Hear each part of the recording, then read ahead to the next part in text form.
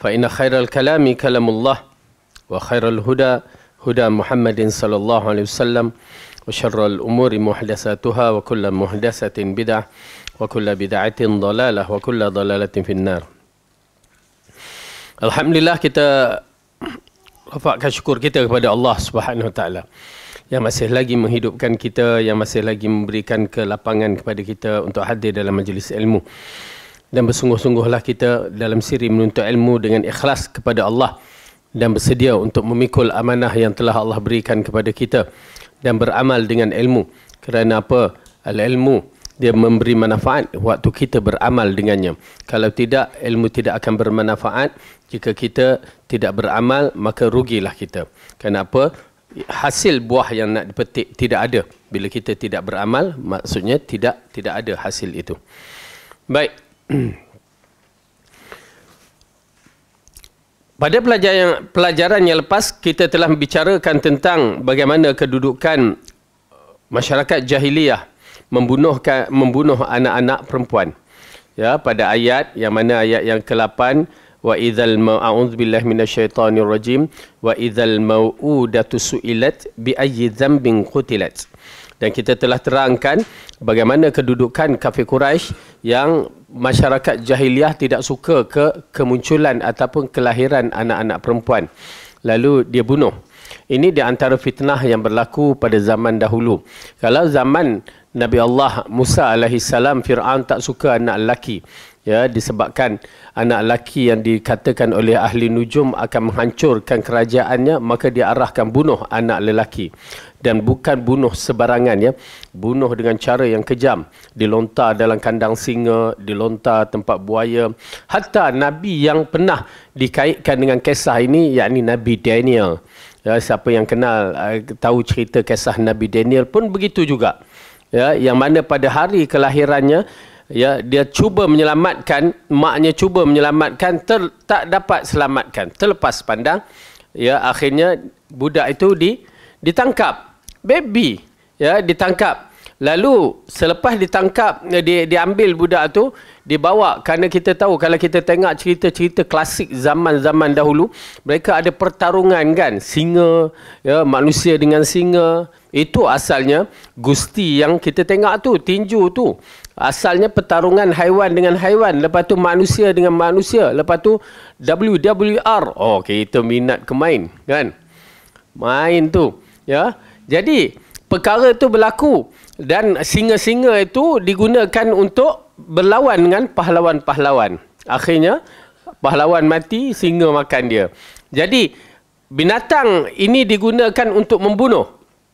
Maka dia angkat, dia bawa Nabi Daniel ni waktu baby itu, lalu diletakkan di kawasan singa tu. Ya, maknya pun datang pada malam hari itu dengan mengharap paling kurang dapatlah nampak lampin dia ke kain dia kan, pegang, cium. Tu orang tua kan, orang ibu kepada anak.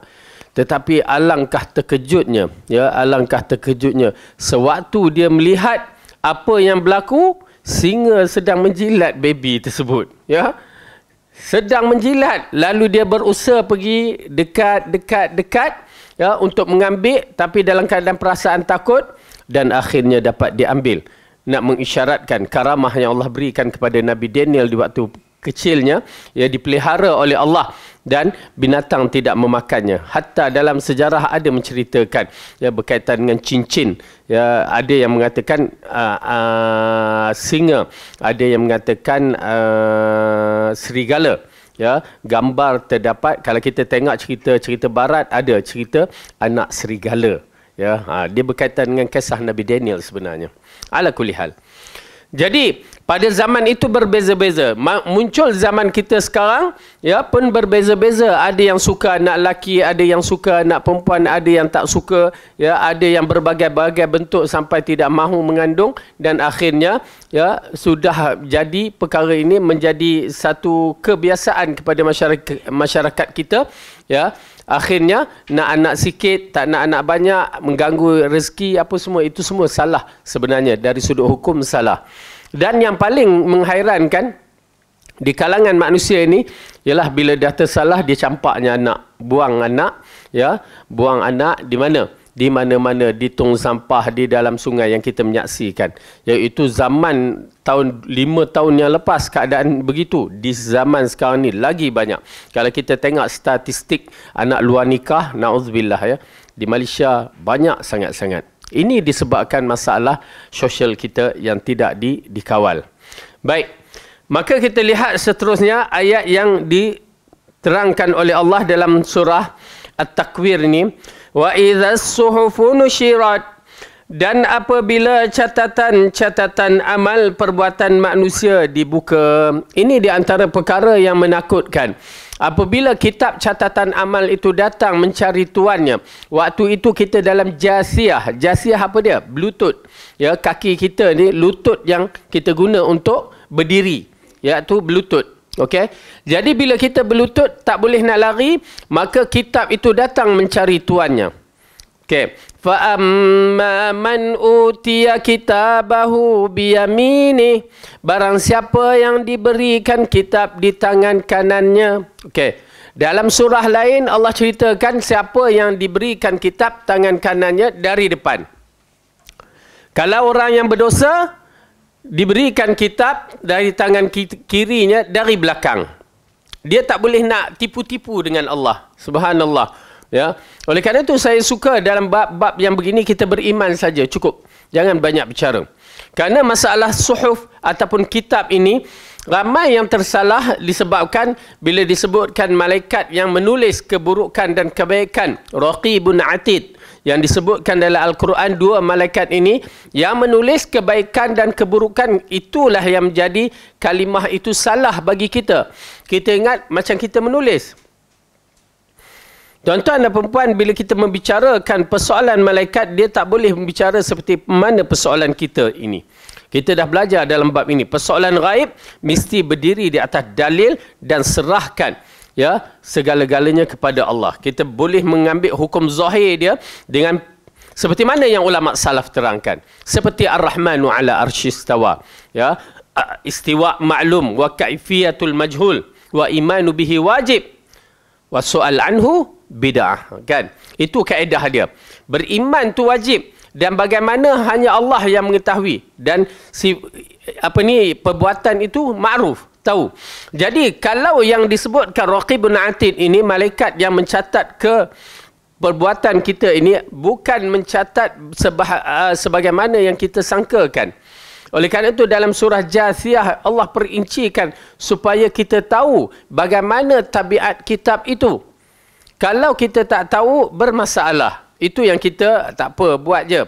Tak, kitab itu adalah bentuk kitab rakaman. Cuba tengok dalam surah Jasiyah. Kadang-kadang bahasa Arab ni kita penting ya, untuk kita memahami Al-Quran. Kalau tak ada tu kita baca sekadar baca je, dia tidak mendatangkan kefahaman yang tepat. Okey, surah Jasiyah. Surah berapa ya?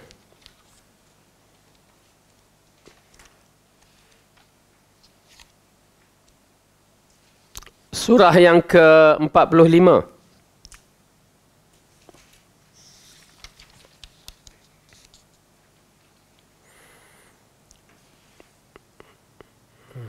Ayat yang ke-28 kita bacakan. A'udzu billahi minasy syaithanir rajim. Wa tara kulla ummatin jasiyah kullu ummatin tud'a ila kitabiha al-yawma tujzauna ma kuntum ta'malun. Dan pada hari itu kamu lihat tiap-tiap umat berlutut, tiap-tiap umat dipanggil untuk melihat buku catatan amalnya. Pada hari itu kamu diberikan balasan terhadap apa yang telah kamu kerjakan. Okey? Itu ayat yang pertama. Kita lihat bagaimana Allah katakan, pertama nak mendapat kitab tu kita dalam keadaan berlutut. Okey, boleh faham kan berlutut? Bukan Bluetooth, berlutut. Kemudian Allah mengatakan, hadza kitabuna yantiqu alaikum bil haqq Inna kunna nastansikhu ma kuntum ta'malun. Allah berfirman, inilah kitab catatan kami yang menuturkan terhadapmu dengan benar. Sesungguhnya kami telah menyuruh mencatat apa yang telah kamu kerjakan. Oleh kerana bahasa Melayu mengatakan mencatatnya. Kalau ikut bahasa Arab, inna kunna nastansikhu. Ya, nastansikhu ni dia rakam. Dia ambil secara rakaman. Ya, kopi balik. Ya, subhanallah tuan-tuan dan perempuan. Oleh kerana itu, kita dah katakan bahawa kalau dirakamkan habis kita, memang habis. Kita takkan selamat. Bertaubat je. Cara menyelesaikan masalah kita bertaubat. Itu je. Okey? Yang menarik sekali, kitab ini akan mencatatkan walau sebesar-besar sehingga sekecil-kecilnya yang Allah sebutkan dalam Al-Quran, dalam surah Al-Kahfi. Okey, cuba buka surah Al-Kahfi. Surah Al-Kahfi, surah yang ke-18.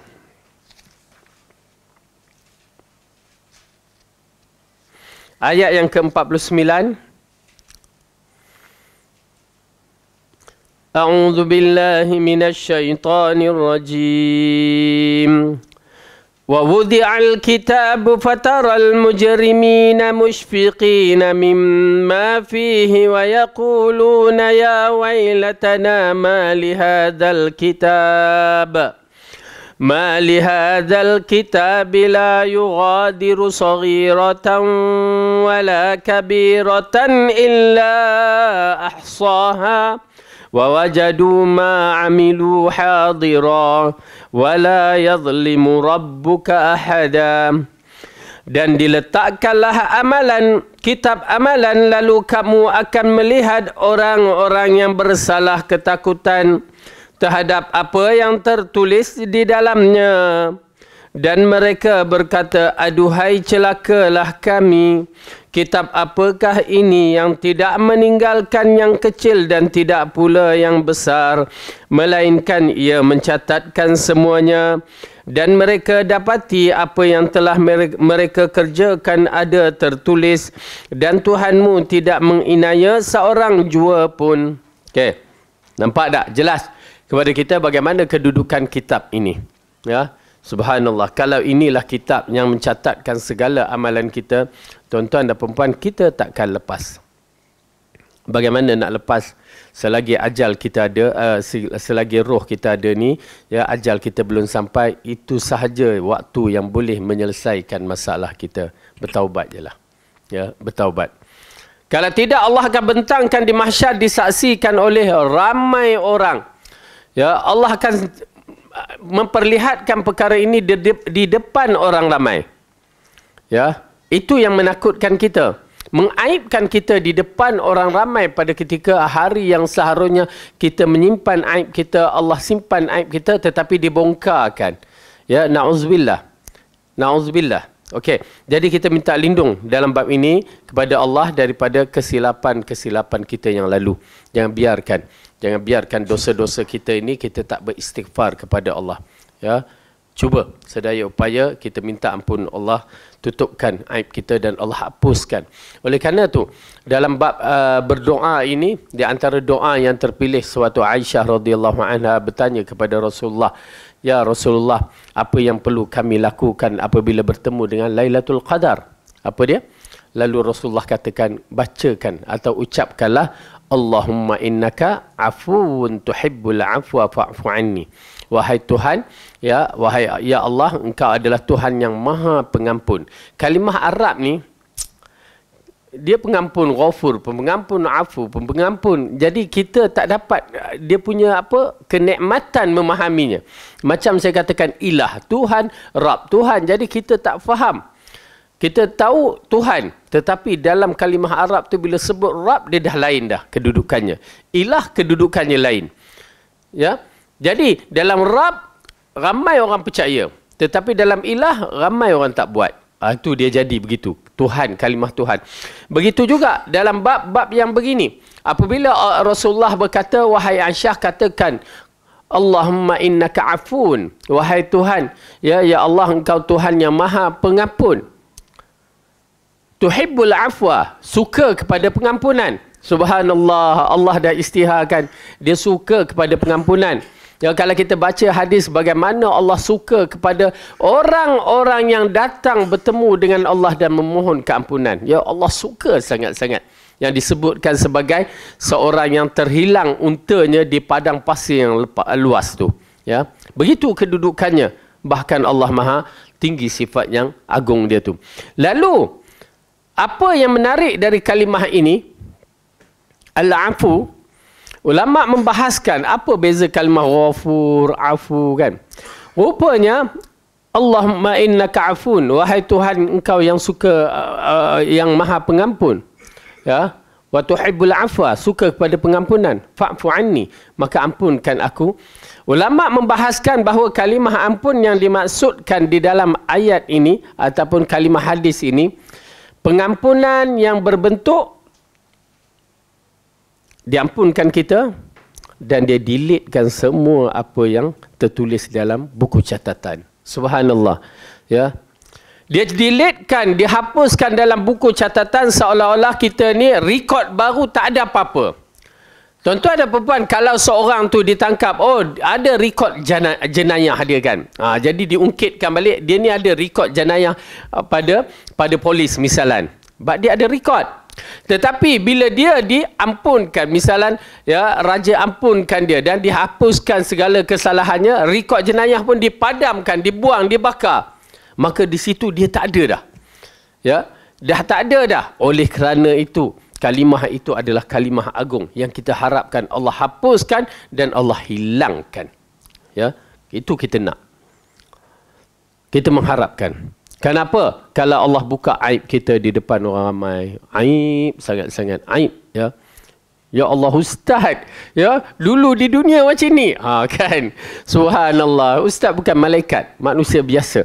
Ya, ataupun kita tengok orang alim, ya, dia buat di dunia begini, ya akan dibentangkan di mahsyar di depan Allah. Oleh kerana itu, benda ni adalah satu perkara yang menakutkan. Ya, menakutkan. Sehingga kan seorang itu dihukum dengan hukuman yang teruk. Lalu dikatakan, apa yang kamu buat? Seorang lelaki itu diikat seperti keldai, ya, yang berpusing-pusing tu. Ditanyakan kepada lelaki ini, apa yang kamu buat sehingga kamu diazab? Sedangkan kamu orang yang menyuruh kebaikan dan mencegah kemungkaran. Lalu dia mengatakan, aku menyuruh kebaikan, aku tak buat. Aku mencegah kemungkaran, aku buat. Dia diseksa dalam neraka dalam keadaan yang begitu dahsyat. Na'udzubillah. Allah bukakan. Oleh kerana itu dalam bab ini para ulama menasihatkan, ya, kepada kita supaya merahsiakan semua kesalahan kita. Jangan nak cerita dosa-dosa yang besar yang pernah kita lakukan. Jangan dicerita pada orang. Kalau ada gambar-gambar kita yang tak tutup aurat misalan, ya, tidak, ni ada orang tu, tidak menutup aurat, maka jangan ditayangkan, ditunjuk kepada anak-anak kita. Ya, dah kalau boleh bakarkan. Bakarkan cukup antara kita dengan Allah. Ya, gambar kita tengah berdisko, gambar kita tengah buat apa yang tak baik, pergi tayangkan. Masalah sebenarnya. Kerana Allah sedang menyimpan aib kita, rahsia aib kita. Tiba-tiba kita yang bongkar, maka silap. Bila kita bongkar sahaja, berarti Allah maksudnya berlepas tangan dengan perbuatan kita, kerana aku dah merahsiakan, kamu yang membukanya. Kenapa kita dilarang untuk menceritakan keaiban kita kepada orang? Orang sebelum dia berlaku jahat, sebelum dia tak suka kita, dia boleh menyimpan rahsia. Tiba-tiba dia tengok kita lawan politik dia. Siap. Waktu pilihan raya ni dibongkar tengah-tengah ramai orang ni. Dia ni begini-begini. Dia sedapkan lagi, dia fitnahnya. Kita pun termakan. Ya, na'udzubillah. Oleh kerana itu minta lindung kepada Allah dan kita kena jaga diri kita supaya aib kita ataupun dosa-dosa kita yang lalu Allah hilangkan, hapuskan. Ya. Kemudian Allah berfirman lagi, wa idzas samaa'u kushitat wa idzal jahimu su'irat wa idzal jannatu uzlifat alimat nafsum ma ahdarat. Dan apabila langit-langit itu dilenyapkan, subhanallah ya. Dan apabila neraka jahim dinyalakan, dan apabila syurga didekatkan, maka tiap-tiap jiwa akan mengetahui apa yang telah dikerjakan. Okey. Dalam ayat ini mengisyaratkan kepada kita bahawa kehancuran dunia ini ya adalah tanda bermulanya perjalanan kita di alam akhirat. Ya, kehancuran dunia adalah permulaan kita menuju ke alam akhirat. Kerana apa? Kerana akhir manusia yang diseksa oleh Allah di dunia ini adalah mereka-mereka yang paling buruk. Ya, orang kafir yang paling buruk sekali di muka bumi. Ya, Rasulullah mengatakan azab ini akan dikenakan kepada mereka. Orang-orang beriman yang mana akidah dia, tauhid dia bersih walaupun sebesar zarrah, akan dimatikan. Kita pada hari kiamat, pada hari dunia menjelang kiamat tu akan keluar angin sejuk yang disebutkan dari Yaman dan juga dari Syam. Ya, dia keluar, dia akan dihidu oleh orang-orang yang beriman, mati. Ya, mati. Tetapi orang kafir tidak mati. Kerana apa? Kerana wallahu alam, tetapi dikatakan untuk dikenakan azab yang paling buruk sekali di muka bumi. Yakni kiamat, gegaran kiamat ataupun kehancuran dunia ni. Jadi orang-orang yang beriman mati semua. Walaupun iman dia sedikit sebesar zarah, mati juga. Walaupun dia duduk di dalam perut bumi, mati juga. Perut gunung ganang, mati juga. Ya, ini di antara tanda kiamat yang besar. Waktu itu dah, bila mati sahaja orang yang beriman, ya, tinggal orang kafir di muka bumi ini. Dan itu peristiwa besar lah. Ya, bagaimana Kaabah diruntuh, apa semua tu besar. Na'udzubillah, minta lindung kepada Allah. Kita minta lindung jangan sampai pada waktu itu. Ya, biarlah Allah matikan kita dalam keadaan yang baik, waktu yang sesuai. Antara fitnah yang ada pada zaman sekarang pun bagi orang yang beriman rasa tertekan sangat-sangat. Ya, fitnah pada zaman sekarang. Berbagai fitnah yang kita saksikan. Itu belum yang lepas-lepas lagi. Yang kita lihat bagaimana Islam dihina, Islam dipermainkan. Ini pula timbul fitnah yang baru berbagai-bagai. Wallahu musta'an. Hanya Allah tempat kita mengadu. Dan mudah-mudahan Allah pelihara kita semua. Okey. Lalu dalam ayat ini Allah katakan di akhir ayat pada bacaan saya tadi, apa dia?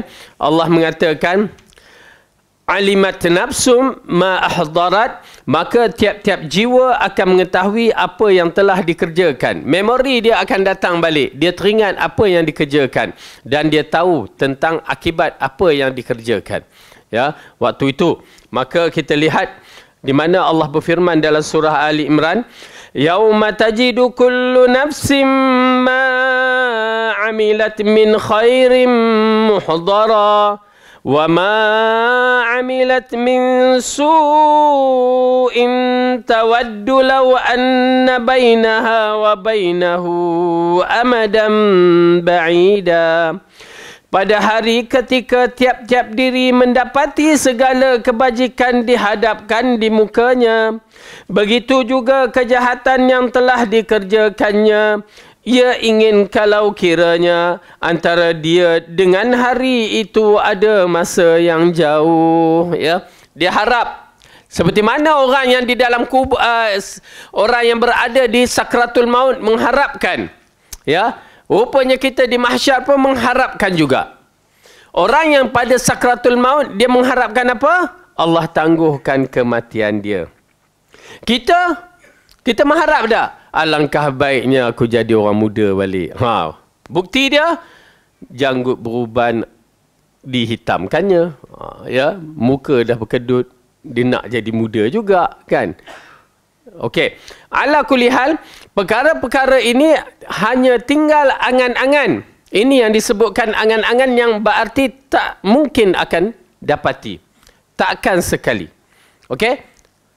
Apabila mereka ni mengharapkan supaya tidak berlaku pada hari kiamat, hari begitu.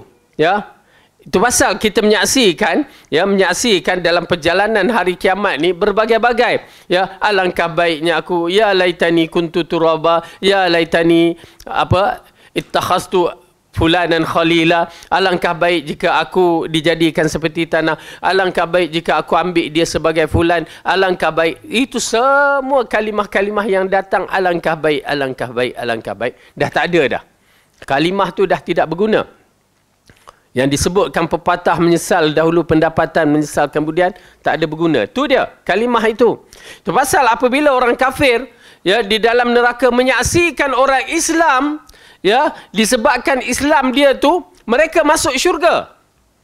Di saat-saat walaupun dia tu orang yang jahat, orang yang tak jaga amalan soleh dia, tapi di akhir kisah ahli neraka ni, di kalangan orang beriman ni, orang Islam ni, mereka akan dibebaskan.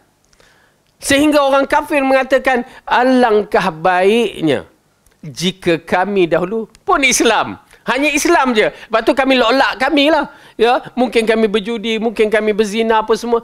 Begitu sekali harapan mereka. Ini yang disebutkan di dalam surah Al-Hijr.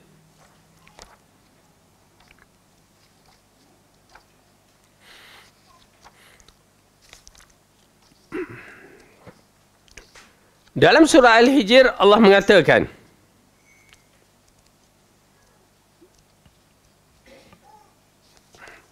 pada ayat yang kedua, A'udzu billahi minasy syaithanir rajim. Bismillahirrahmanirrahim. Alif Lam Ra. Tilka ayatul kitabi wa Qur'anin mubin. Rubama yawaddul ladzina kafaru law kanu muslimin. Alif Lam Ra, hanya Allah yang mengetahui makna dia. Ini adalah sebahagian dari ayat-ayat Alkitab yang sempurna, iaitu ayat-ayat Al-Quran yang memberi penjelasan. Orang-orang kafir itu seringkali nanti di akhirat menginginkan kiranya mereka dahulu di dunia menjadi orang Islam, orang Muslim. Ya, nak tu je. Mak dapat mengucap la ilaha illallah dah. Begitu sekali kedudukan. Kalau. Itu yang jadi masalahnya kalau tu. Ya. Okey. Jadi oleh kerana itu, tuan-tuan dan perempuan, kita jangan jadi begitu. Alhamdulillah, pertama kita ni, ya, Allah bagikan kelebihan kepada kita. Allah telah menjadikan kita umat Muhammad di akhir zaman. Dah special dah. Ya, umat Muhammad di akhir zaman special. Kemudian Allah bagi petunjuk kita memahami Al-Quran dan As-Sunnah. Subhanallah, tidak ada satu nikmat yang besar bagi saya, ya, seperti mana kita dapat Al-Quran dan As-Sunnah mengikut fahaman 3 kurun terbaik. Ini satu perkara yang agak sukar di akhir zaman. Ya, Rasulullah sebut ghuraba di akhir zaman. Kita ni orang yang asing. Ya, bawa Quran Sunnah orang kata, kan? Kita gunakan dalil orang kata begini. Yang tak guna dalil, best. Habis nak buat macam mana? Ya, kita tengok salah satu jabatan jabatan agama, jabatan mufti, cara mengelakkan hujan turun. Tu dia dibagi, ya. La ilaha illallah. Dalil tak ada. Tapi dia letak ini Al-Quran. Ini Al-Quran. Ya, baca sebanyak 25 kali, 100 kali. La ilaha illallah. Tuan-tuan dan perempuan, ini masalahnya. Bila agama tu datang mengikut akal masing-masing, dia jadi agama tu ikut suka aku. Ya, na'udzubillah. Tuan-tuan dan puan, bersyukur kepada Allah kita berada di manhaj Al-Quran dan As-Sunnah mengikut fahaman 3 kurun yang terbaik. Iltizam. Kerana lepas ni fitnah lagi dahsyat yang mungkin boleh menggoncangkan kita, yang mungkin boleh menggoyangkan kita, yang mungkin boleh menyebabkan kita terlari. Iltizam dengan Al-Quran dan As-Sunnah. Iltizam. Jazakallah khairan. Baitul Salam, ya, di antara tempat yang menyebarkan Quran dan Sunnah. Kita ada Yayasan Ta'lim, kita ada Baitul Sunnah, apa lagi yang kita dengar, ya, sahabat-sahabat kita, Baitul Rahmah, begitulah kedudukan mereka yang menyampaikan. Walaupun bilangan sedikit, ya, tetapi kekuatan itu yang diambil kira. Kesungguhan dan istiqamah kita. Baik. Dahsyat, tuan-tuan dan perempuan, bagi saya dahsyat sangat-sangat di saat-saat akhir ni. Kita memilih jalan yang terbaik ini. Sukar. Orang tak boleh nak terima perkara ni. Baik. Sekarang kita lihat pada ayat yang berikutnya. Fala uqsimu bil khunnas al-jawaril kunnas wal laili idza as'as was subhi idza tanaffas innahu laqawlu rasulin karim ذي قوة عند ذي العرش مكين مطاع ثم أمين وما صاحبكم بمجنون ولقد رآه بالأفق المبين وما هو على الغيب بضنين وما هو بقول شيطان رجيم فأين تذهبون إن هو إلا ذكر للعالمين لمن شاء منكم أن يستقيم وما تشاءون إلا أن يشاء الله رب العالمين. Sesungguhnya aku bersumpah dengan bintang-bintang yang beredar dan terbenam. Demi malam apabila telah hampir meninggalkan gelapnya, dan demi subuh apabila fajarnya mulai menyingsing. Sesungguhnya Al-Quran itu benar-benar firman Allah yang dibawa oleh utusan yang mulia, yang mempunyai kekuatan, yang mempunyai kedudukan tinggi di sisi Allah yang mempunyai arash, yang ditaati di sana di alam malaikat lagi dipercayai. Dan temanmu Muhammad itu bukanlah sekali-kali orang yang gila. Dan sesungguhnya Muhammad itu melihat Jibril di ufuk yang terang. Dan dia Muhammad bukanlah seorang yang bakhil untuk menerangkan yang ghaib. Dan Al-Quran itu bukanlah perkataan syaitan yang terkutuk. Maka kemanakah kamu akan pergi? Al-Quran itu tidak lain hanyalah peringatan bagi semesta alam. Bagi siapa di antara kamu yang menempuh jalan yang lurus, dan kamu tidak dapat menghendaki menempuh jalan itu kecuali apabila dikehendaki oleh Allah, Tuhan semesta alam. Okey. Bismillah.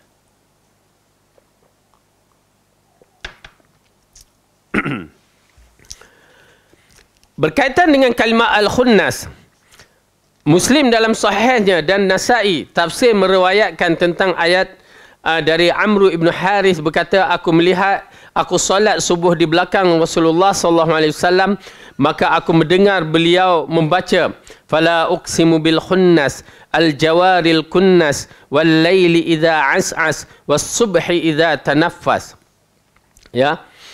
Ibn Jarir meriwayatkan dari Khalid Ibnu Ar'ah berkata, aku mendengar Ali ditanyakan tentang ayatnya, ayat itu fala uqsimu bil khunnas al jawaril kunnas, sesungguhnya aku bersumpah dengan bintang-bintang yang beredar dan terbenam.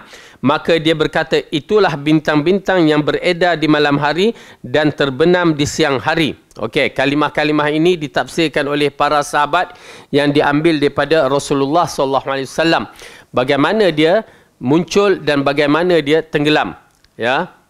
Kemudian mengenai firman Allah wal laili idza as'as, demi malam apabila telah hampir meninggalkan gelapnya, terdapat dua pendapat. Okey, pendapat yang pertama, maksud malam itu telah datang dengan kegelapan. Mujahid berkata yakni ketika gelap. Sa'id ibn Jubair berkata yakni apabila mulai gelap. Al-Hasan Basri berkata yakni jika malam menutupi manusia. Demikian pula pendapat Atiyah Al-Aufi. Okey. Berkaitan dengan ayat ni, di antara penafsiran pertama berkaitan dengan bintang-bintang di langit. Fala uqsimu bil khunnas. Allah bersumpah ya dengan bintang-bintang ini. Ini apabila Allah bersumpah menunjukkan satu benda yang besar. Wattin, sumpahan, ya, wazzaitun, wadduha, ya, itu kalimah qasam. Wa tu billah wallah tallah billah. Okay, kalimah qasam. Tetapi bila ayat dalam ni dia sebut fala uqsimu, kalimah sumpah tu diterus jelas, fala uqsimu.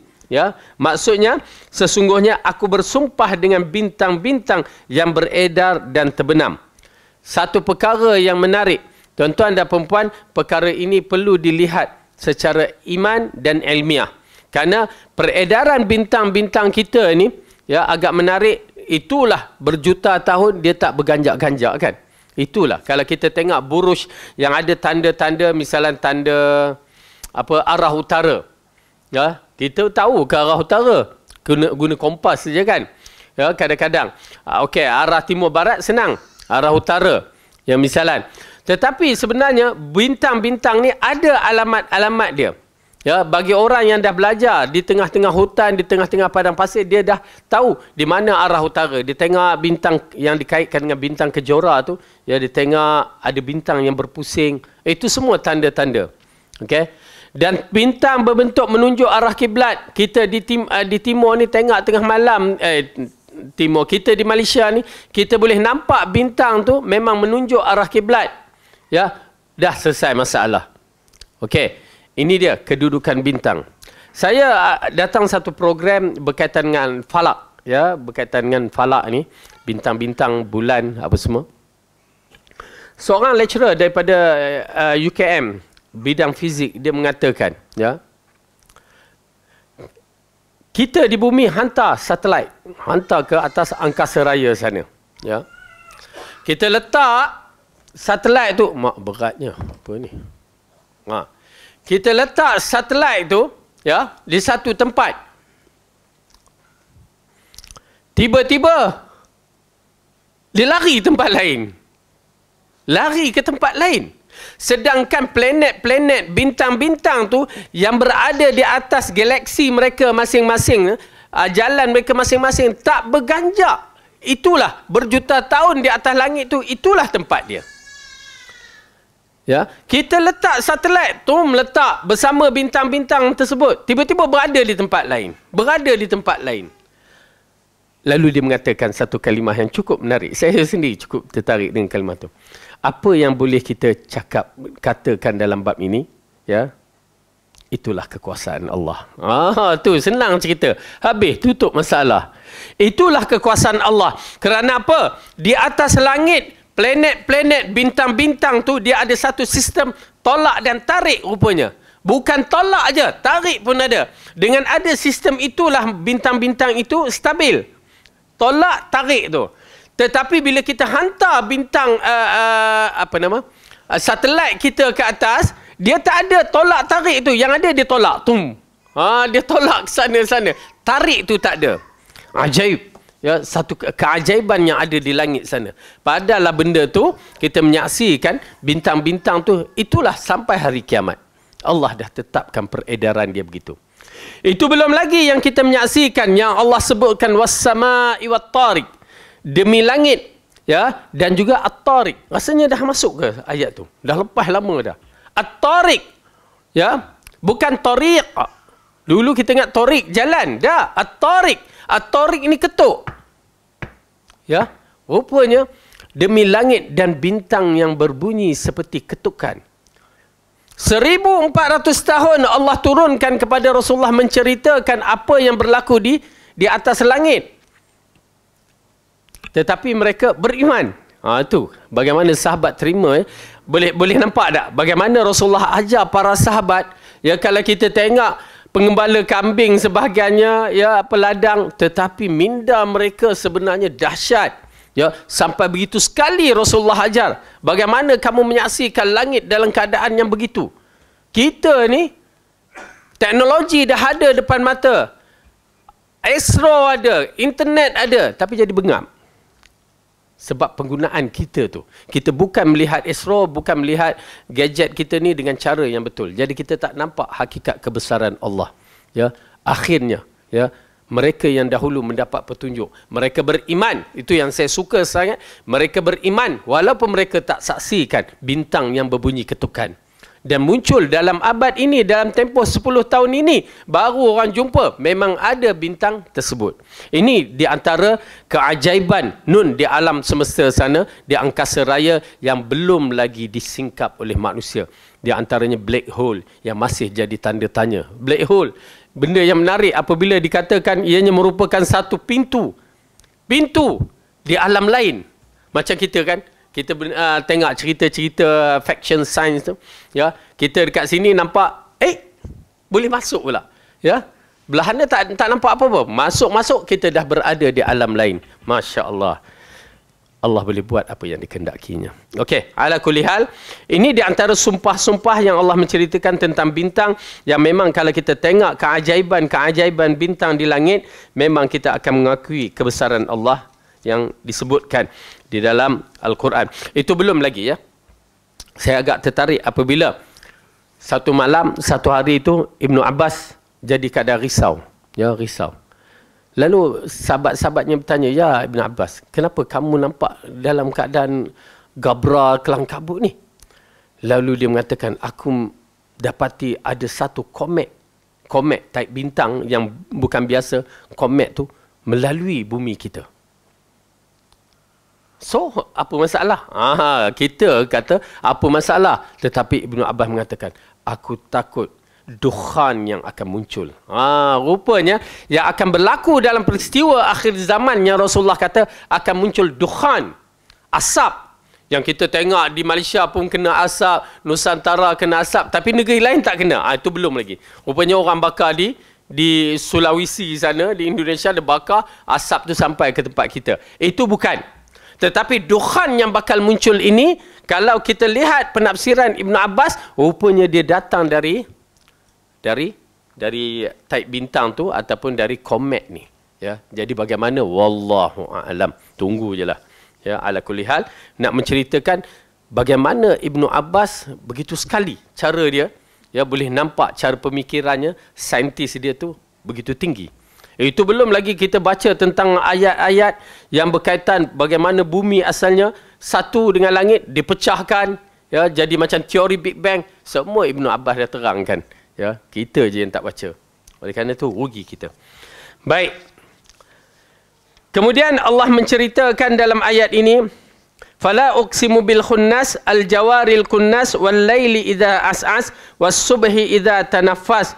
Sesungguhnya aku bersumpah dengan bintang-bintang yang beredar dan terbenam, demi malam apabila telah meninggalkan kegelapannya, dan demi subuh apabila fajar yang mula menyingsing. Semua ini berkaitan dengan satu keadaan yang mana berkaitan dengan Allah turun ke langit bumi, dan malaikat-malaikat turun, malaikat pagi dan malaikat petang, malaikat malam dan malaikat siang bersilih ganti. Semuanya dikaitkan dalam bab ayat-ayat yang begini.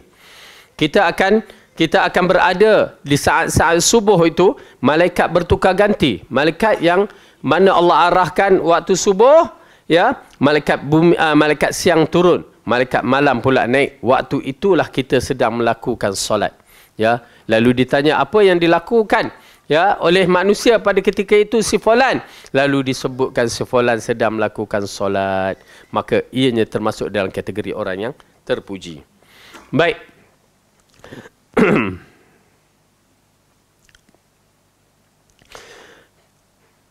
Bila Allah menyebutkan, ya, berkaitan dengan malam ni kita dah bahaskan, kita tak perlu bahas banyak lagi. Lepas tu wasubhi idza tanaffas innahu laqaulu rasulin karim, ya, yang berkaitannya sesungguhnya Al-Quran itu benar-benar firman Allah yang dibawa oleh utusan yang mulia, yakni Jibril. Okey. Al-Quran yang dibawa oleh Jibril merupakan rasulun karim, ya, utusan yang mulia. Allah letakkan nama dia Rasulun Karim, ya, innahu laqaulu rasulin karim. Sesungguhnya Al-Quran itu benar-benar firman Allah yang dibawa oleh utusan yang mulia, yakni Jibril alaihi salam. Okey. Kita nampak, ya, kita akan naikkan satu persatu, dan Allah katakan kepada Rasulullah sallallahu alaihi wasallam, wa ma yantiqu anil hawa in huwa illa wahyun yuha. Dan Rasulullah tidak akan berkata mengikut hawa nafsu, melainkan apa yang diucapkan adalah wahyu. Nampak tak bagaimana dikaitkan? Allah bagi kepada Jibril. Cantik tak? Dia bagi sebiji sifat tu ataupun apa yang dia nak bagi kepada Jibril perfect, cukup. Memang Allah akan bagi perfect, cukup. Kemudian Jibril bagi kepada Rasulullah seperti mana seperti mana Allah bagikan kepada dia. Perfect, cukup. Rasulullah bagi kepada para sahabat seperti mana Jibril bagi. Maksud cukup. Sampai kat kita tak cukup. Itu puncanya. Cukup dah. Bukti cukup akhir ayat yang Allah katakan al-yauma akmaltu lakum dinakum. Pada hari ini kami telah sempurnakan agama. Berarti apa yang Rasulullah bawa tu dah cukup sempurna. Datang manusia zaman ini, ya, zaman-zaman yang penuh dengan kejahilan. Apa salahnya kita buat baik? Bila disangkakan agama itu adalah akal dan perasaan, akhirnya jadilah perkara itu Islam mula diubah sikit-sikit. Dia tengok apa yang Rasulullah bawa itu tak perfect. Dia buang sikit. Tak cantik ni. Lepas tu dia tukar. Tak cantik ni. Dia ingat barang ni barang mainan ke apa. Tuan-tuan dan perempuan, nampak tak bagaimana Islam ini akhirnya menjadi ghuraba. Menjadi asing. Disebabkan orang-orang yang tak bertanggungjawab di kalangan ulama'-ulama' suk ini. Kita katakan ulama' suk. Kerana mereka datang cuba merosakkan agama atas nama ulama'. Dan masalahnya orang awam yang terfitnah dengan masalah ini. Yang menakutkan lagi apabila agama ini yang telah diubah itu disangkakan agama, yang agama sebenar itu disangkakan bukan agama, bid'ah. Dah terbalik dah. Bid'ah yang mana satu? Orang yang membawa Al-Quran dan As-Sunnah dikatakan teroris. Dikatakan ahli bid'ah. Sekarang orang yang tak bawa Quran dan Sunnah dikatakan ahli sunnah. Masya Allah. Apabila kita pergi di Pakistan, kalimah ahli sunnah wal jamaah tidak dimiliki oleh orang-orang lain, melainkan satu kelompok ini. Yang mana dia tulis, Ya Allah, Ya Rasulullah. Itu dia. Kelompok beralwi. Tak boleh orang lain ambil kalimah ahli sunnah tu. Dialah ambil. Beralwi. Siapa dia beralwi? Yang capal tu, yang jenis capal tu. Itulah jenis beralwi tu. Siapa dia beralwi? Yang pergi ke kubur bermunajat, ya ahli kubur. Mereka ada satu kubur yang masyhur. Yang kubur tu di pantai Clifton, Karachi sana. Ya, yang dikatakan kubur Abdullah Ghazi yang menyebabkan Karachi tidak dilanda tsunami. Syirik, kufur. Kalimah kufur yang keluar daripada mulut mereka. Ya, tu dia. Ahli sunnah wal jamaah. Ya, ahli sunnah wal jamaah. Kita tak, kalau kami kat sana tak solat dengan mereka. Pasal clear syirik. Beberapa perkara tu syirik, jelas. Ya, tak solat belakang mereka. Tu dia, ahli sunnah. Datang ke Malaysia, orang nak pegang ahli sunnah juga. Lalu digelarkan nama dia ahli sunnah wal jamaah juga. Tapi tunggal langgang. Ya, masalah tauhid dah berpecah dua. Seorang mengatakan Allah di mana-mana. Seorang lagi mengatakan Allah tidak ada tempat. Dah bertembung. Dua-dua pemimpin mereka bertembung. Dah pula mengaku ahli sunnah. Nampak tak? Tuan-tuan dan perempuan, iktiqad kita adalah iktiqad yang dibawa oleh Rasulullah sallallahu alaihi wasallam. Itu je ahli sunnah. Lain ahlu punah. Baik. Jadi ayat ini jelas kepada kita bahawa Rasulullah sallallahu alaihi wasallam telah sempurna apa yang disampaikan kepada kita. Rasulullah adalah lelaki yang agung yang diutuskan. Hanya dia sahaja yang wajib kita ikut. Kalau orang nak kata apa, kamu tak ikut imam ini ke? Tak, salah. Tetapi bila orang kata kamu tak ikut Rasulullah, salah. Itu betul salah. Tetapi kalau dia kata tak ikut imam ini ke? Tak ikut imam ini ke? Tak ikut imam ini ke? Itu tak menjadi masalah. Tetapi bila dia kata tak ikut Rasulullah, maka tang situ salah. Kenapa? Ini adalah wakil daripada wakil Allah, ya, daripada Allah kepada kita yang mesti kita ikut. Baik. Kemudian firman Allah, "Dzi quwwatin 'inda dzil 'arsy makin." Ya. Ayat itu mengatakan dzi quwwatin 'inda dzil 'arsy makin, yang mana maksudnya yang mempunyai kekuatan, yang mempunyai kedudukan tinggi di sisi Allah, yang mempunyai arasy. Jadi Allah meletakkan dzi quwwatin 'inda dzil 'arsy makin, maka kita mengenali Jibril di antaranya sifatnya adalah sifat yang kuat. Okey, kita lihat apa yang ulama menerangkan. Firman dzi quwwatin, yang mempunyai kekuatan, seperti firman-Nya, 'allamahu syadidul quwa dzu mirratin, yang diajarkan kepadanya yakni Jibril yang sangat kuat, yang mempunyai akal yang cerdas, yang disebutkan dalam surah An-Najm. Yakni jasad yang kuat, tindakan dan perbuatan pun kuat. Okey. Apabila Rasulullah SAW menyaksikan Jibril dalam dua bentuk. Pertama, bentuk yang asal. Berapa sayap dia? 600 sayap. Bentuk yang asal, dilihat seluas mata memandang di atas langit tu. Besar. Yang mempunyai 600 sayap. Okey. Dan Rasulullah pernah melihat Jibril lagi kali kedua, Nun, di mana? Sewaktu dalam peristiwa Isra' Mi'raj. 2 kali yang dikatakan oleh ulama dalam bab ini. Yang lain dia tengok Jibril dalam bentuk manusia. Ya, di antara orang yang Jibril selalu menyerupai ialah Dihya. Ya, Dihya al-Kalb. Yang mana lelaki ni anak muda yang tampan, yang kaya, yang segak. Selalu Jibril muncul dalam bentuk tu. Dan Jibril muncul dalam bentuk yang berbagai-bagai juga. Yang manusia, hanya Allah yang mengetahui hakikatnya. Tapi nak menceritakan, ini di antara ketua malaikat yang agung. Ya, keadaan dia begitu, boleh berubah. Tetapi ingat ya, dia bukan berubah ikut syok dia. Jibril, aku nak berubah. Jibril kata aku nak berubah, dia berubah. Tak.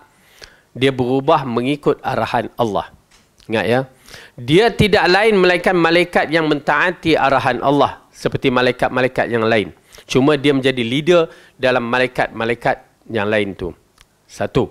Dan kedua, walaupun dia Jibril, walaupun dia malaikat yang agung, namun dia tidak boleh memakbulkan doa kita. Dia tidak boleh melakukan apa-apa tanpa izin Allah. Dengan arti kata lain, malaikat walaupun hebat macam mana sekalipun, dia tidak boleh membantu kita tanpa izin Allah. Ini nak membetulkan akidah masyarakat kita. Kadang-kadang bila so, alhamdulillah malaikat jaga kami. Tak. Itu atas arahan Allah. Ya. Alhamdulillah kita dijaga oleh malaikat. Tuan-tuan dan perempuan, bagi saya, kenapa kita nak sebut macam tu? Kenapa tak sebut alhamdulillah Allah yang menjaga kita? Ya. Iman kita terus direct kepada Allah. Dan kalau sampai orang kampung, simpang malaikat 44. Saya sampai sekarang tak tahu apa maksud simpang malaikat 44 tu. Ya, memang tak tahu. Cuma saya teringat waktu kecil-kecil dulu rajin main rebana, kompang. Dia ada satu lagu nama dia malaikat yang banyak. Lagu dalam kompang tu, ya, rebana tu, malaikat yang banyak. Malaikat yang banyak. Apa dah lupa dah apa ni. Tapi dia nak ceritakan dari fahaman saya yang dilagukan waktu main kompang tu, ya, malaikat tu datang bawa payung, bawa Rasulullah dalam peristiwa Isra' Mi'raj. Dia ceritakan, ya. Agak menarik lah, tapi ada benda yang tak kena. Bagi saya lagu tu ada benda yang tak kena. Tapi nak mencerita, kita adalah diharamkan sama sekali, ya, meminta pertolongan walaupun pada Jibril, walaupun malaikat yang rapat dengan Allah. Kita minta pertolongan kepada Allah Subhanahu wa taala. Tapi Allah di sini menceritakan di antara sifat-sifat Jibril, kemudian Rasulullah sallallahu alaihi wasallam, ya, mengikut atas arahan yang Allah berikan kepada Jibril dan Jibril berikan kepada Rasulullah sallallahu alaihi wasallam. Okey, kita lihat lagi ayat ni. Firman Allah, inda dzil arsy makin, yang mempunyai kedudukan tinggi di sisi Allah, yang memiliki arasy. Dalil ini menunjukkan Ar-Rahmanu ala arsyistawa. Allah memiliki arasy dan arasy itu hanya milik Allah. Dan kita menyaksikan di dalam ayat-ayat yang lain, ya. Ayat yang cukup cantik bagi saya, bagaimana para malaikat yang mengelilingi arasy Ar-Rahman. Dan waktu kiamat, arasy akan dipikul oleh 8 malaikat. Ya, subhanallah. Ianya merupakan satu benda yang wajib diimani. Cuma menjadi perbahasan, mana dulu dicipta? Qalam ke, arasy ke, Apa lagi? Lautan ke? Itu menjadi perbahasan ulama. Ya. Sedangkan dalam hadis itu mengatakan Allah awal makhluk dicipta adalah qalam. Tulis. Apa ditulis daripada mula dicipta sampai hari kiamat. Waktu itu arasy Allah di atas air. Kan? Dia jadi di situ ulama membahaskan mana dulu? Qalam, arasy, air. Dia jadi ala kulli hal. Ya, perbahasan-perbahasan macam itu kita penting beriman sahaja. Ya, jangan kita nak sibuk benda-benda yang begitu. Okey. Kemudian Allah menceritakan muta'in samma amin, ya, bukan summa, ya, samma. Yang ditaati di sana, yakni dihormati, diucap, didengar dan dipatuhi di alam malaikat. Qatadah berkata firman-Nya, yang ditaati di sana yakni di seluruh langit. Artinya Jibril itu bukan malaikat biasa, melainkan pertinggi para malaikat yang diberikan tanggungjawab untuk menyampaikan risalahnya yang agung, risalah Allah yang agung. Kenapa? Dalam hadis Rasulullah mengatakan jika Allah menyukai seseorang itu, lalu dikhabarkan kepada Jibril, lalu Jibril pun khabar kepada para malaikat. Begitu kedudukannya. Allah akan khabarkan kepada Jibril dahulu, bahawa Jibril pun mengkhabarkan kepada para malaikat. Allah suka kepada orang tu, lalu malaikat pun suka kepada orang tu, lalu rahmat itu turun ke muka bumi dan orang suka kepada orang tu. Ya. Dan kalau Allah benci, Allah bagi tahu kepada Jibril, lalu Jibril bagi tahu kepada para malaikat, maka kebencian itu turun ke muka bumi dan orang pun benci kepada orang-orang yang dibenci oleh Allah Subhanahu Wa Taala. Ala kulli hal, nak menceritakan bagaimana kedudukan Jibril di depan di sisi Allah. Dia di antara makhluk yang terpilih dan kedudukannya yang paling agung. Okey, kita habiskan. Wa ma sahibukum bimajnun, dan bukanlah, dan sesungguhnya Muhammad itu bukanlah orang yang gila. Ayat yang ke-22. Dan bukanlah Muhammad itu sekali-kali orang yang gila. Dan sesungguhnya Muhammad itu melihat Jibril di ufuk yang terang. Dan dia bukanlah orang yang bakhil untuk menerangkan yang gaib. Dan Al-Quran itu bukanlah perkataan syaitan yang terkutuk. Okey, kita teruskan ayat ini. Bagaimana Allah menceritakan bahawa Al-Quran bukanlah perkataan syaitan yang terkutuk. Disebabkan kafir Quraisy mengatakan Al-Quran itu adalah syaitan yang bawa. Okey, lalu Allah turunkan ayat la yamassuha illal mutahharun. Ya, tidak menyentuh Al-Quran itu melainkan yang suci. Dan ini ayat mengisyaratkan bukan digunakan, setengah orang digunakan nak ambil wudu, ambil Quran kan. Walaupun ada pandangan begitu, tetapi yang paling tepat ayat itu dimaksudkan adalah bukan menyentuhnya melainkan yang suci. Suci itu malaikat. Al-Mutahharun. Kalau malaikat Al-Mutahharun. Kalau kita manusia mutatahhirun. Kan? Allah maj'alni minat tawabin wa ja'alni minal mutatahhirin. Itu mutatahhirin tu manusia. Tetapi kalau al-mutahharun, ya, itu malaikat. Okey? Jadi kalau kita sebaik-baik pegang Quran ada wuduk. Kalau tak ada, Allah tak ada wuduk pula, mana ke tisu. Kan? Kita pun nak berlapik lah kan. Tak menjadi masalah pegang. InsyaAllah. Wallahu a'lam. Tapi itu pun kaul yang kita hormatilah, di antara ulama Saudi pun memberi pandangan yang begitu. Okey. Kemudian, dan dia Muhammad bukanlah seorang yang bakhil yang untuk menerangkan yang gaib, dan Al-Quran itu bukanlah perkataan syaitan yang terkutuk. Maka kemanakah kamu akan pergi? Al-Quran itu tidak lain hanya peringatan bagi semesta alam. Jadi Al-Quran itu adalah peringatan. Kalau kita tak dapat peringatan dari Al-Quran, berarti jangan haraplah peringatan daripada tempat yang lain. Kemudian, bagi siapa di antara kamu yang mau menempuh jalan yang lurus dan kamu tidak dapat menghendaki menempuh jalan itu kecuali apabila dikehendaki Allah Rabbah semesta alam, Tuhan semesta alam. Dengan arti kata lain dalam ayat ini nak menceritakan kepada kita, kita diarahkan untuk mengikut jalan yang lurus, tetapi had mana yang kita mampu kita buat. Dan juga kita berdakwah untuk jalan yang lurus, had mana yang kita dakwahkan itu saja yang kita mampu. Tetapi kalau orang tak ikut, maka bersabar. Kalau kita sendiri tak mampu, maka bersabar. Kena berusaha. Kenapa? Oleh kerana itu bila kita dengar hayya 'alas solah, apa kita jawab? La haula wala quwwata illa billah. Tahu tak apa makna dia? Makna dia tidak ada satu pun kekuatan melainkan dengan izin Allah. Kalau Allah tak izin, kita tak akan datang dalam kelas malam ni. Kalau Allah tak izin, apa kebaikan pun kita tak mampu nak buat. Oleh kerana itu, rujuk kepada diri kita balik, bagaimana kita berhubung dengan Allah, dan mudah-mudahan Allah bagi petunjuk kepada kita supaya kita sentiasa istiqamah dalam siri amalannya. Wallahu a'lam bissawab. Aqulu qawli hadza wa astaghfirullah li wa lakum. Wassalamualaikum warahmatullahi wabarakatuh. Subhanakallahumma wa bihamdika asyhadu an la ilaha illa anta astaghfiruka wa atubu ilaik.